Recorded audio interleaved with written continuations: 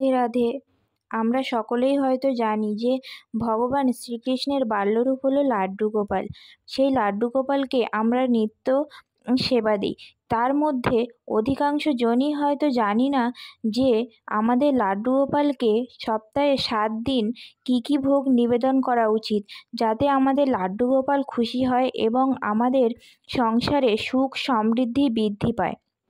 তাহলে আজকের এই ভিডিওর মাধ্যমে আপনারা জেনে নিন যে লাড্ডু গোপালকে সপ্তাহে 7 দিন কী কী ভোগ নিবেদন করা উচিত।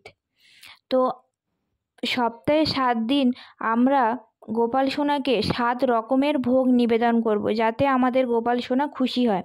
সোমবার যেহেতু চন্দ্রদেবের দিন, এই দিন গোপাল সোনাকে ক্ষীর জাতীয় জিনিস নিবেদন করা অতি শুভ বলে মনে করা হয়।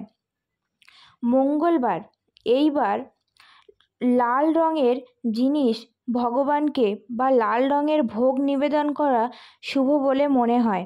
আপনারা লাড্ডু ও বা মিষ্টি হোক যাই পারেন ভগবানকে নিবেদন করবেন মঙ্গলবারে।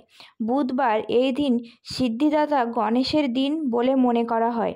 এই দিন গোপাল সোনাকে লাড্ডু জাতীয় জিনিস নিবেদন করলে গোপাল সোনা খুবই খুশি হয়।